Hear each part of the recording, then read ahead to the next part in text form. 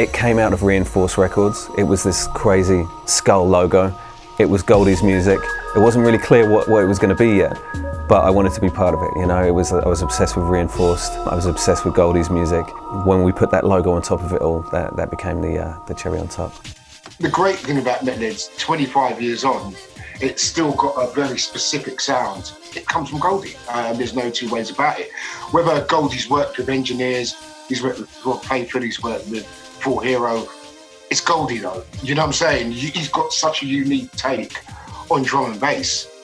And I think you still hear it. I think when Metalheadz came along and Blue Note at Metalheadz, it just blew everybody's minds, because where Speed was this cosmic take with jazz and soul and funk influences, Metalheadz was different. Metalheadz was a futuristic take on drum and bass. I think it's just like 21st century cutting edge music, basically.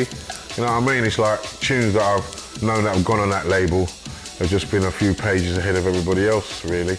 And obviously, because I've been there from the start of how it evolved from Goldie being with Reinforced and making tunes with Mark Mac and Digo, and then evolving into working with other people, and obviously the music through the artists, through like Dillinger and all the people that I used to have in my box, that they morphed into this outfit called Metalheadz, and he just started up a movement, basically.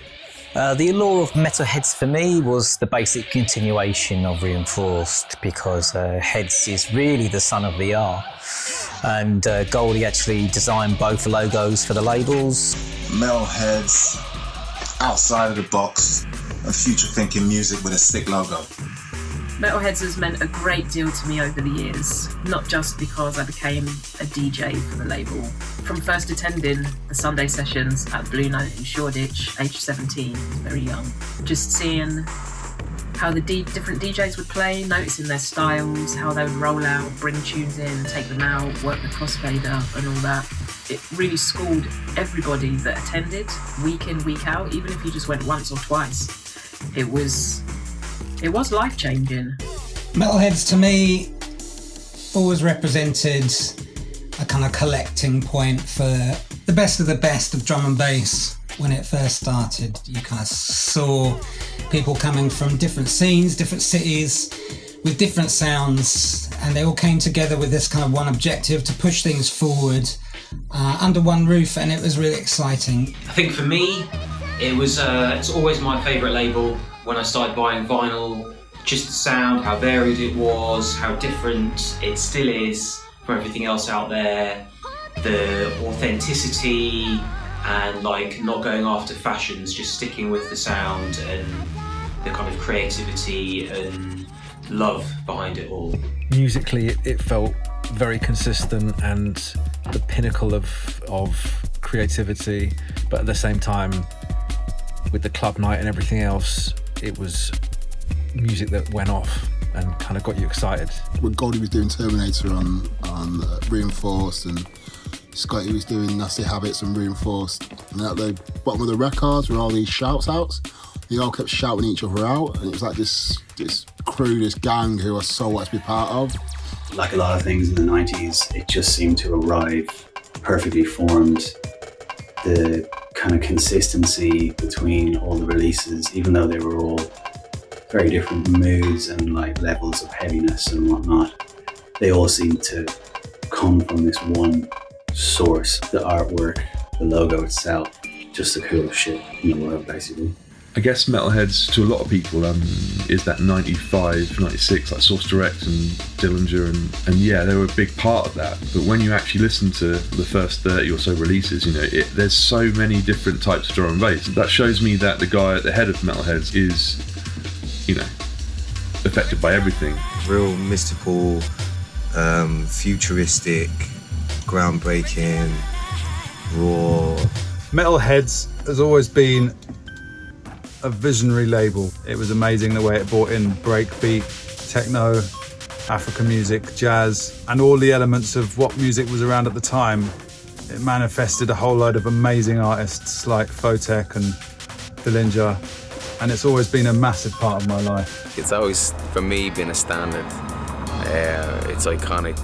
I guess it's just there's a prestige about it, and it's the core of the whole thing, really, isn't it? Like, it's basically a continuation of the Reinforced Records blueprint of amazing breaks, samples, and about different vibes of like jazz and light and dark. It stems back to the Reinforced days and the hardcore days and the early jungle techno sound, really. Metalheadz was like a natural progression. It was one of the first labels that I bought records from in the early mid-90s that consistently released up until now and never strayed from their musical ethos.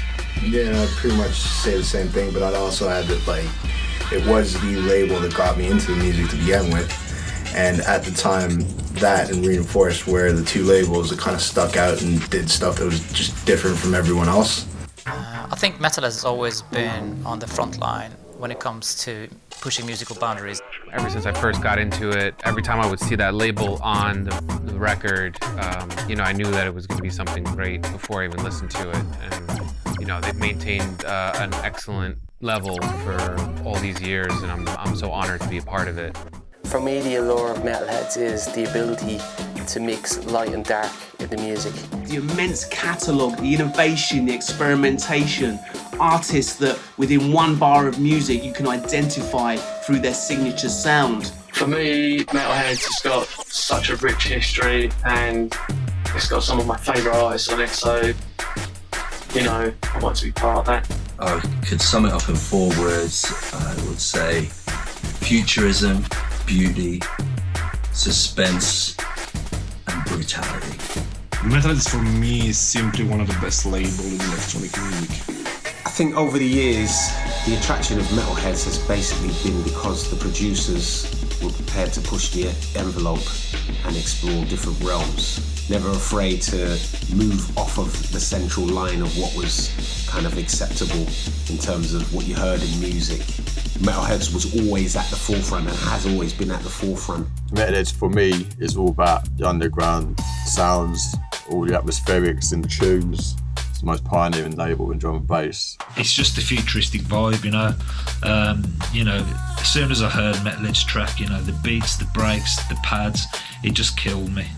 It's about dance floor, big beats, big bass lines, but this combination of that with this concept of art and music. So it's functionality, as in it can smash up a dance, but also it can really make you think and then twist your head up in the headphones. That combination for me is what Metalheadz is all about. The fact that it's always been a forward-thinking label, future music.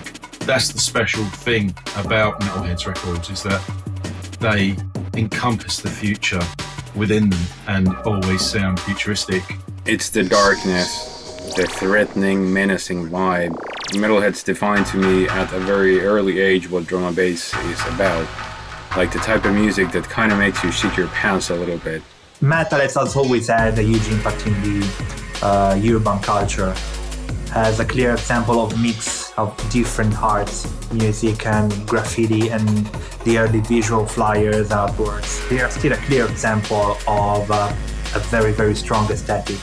The allure of Metalheadz for me just comes down to one thing really, and that's family. It's history and continued history making, really. I think it's just a part of the fabric of British culture in some ways, from Blue Note Nights, Goldie, the seminal releases. It's got this place in British history that will always be remembered.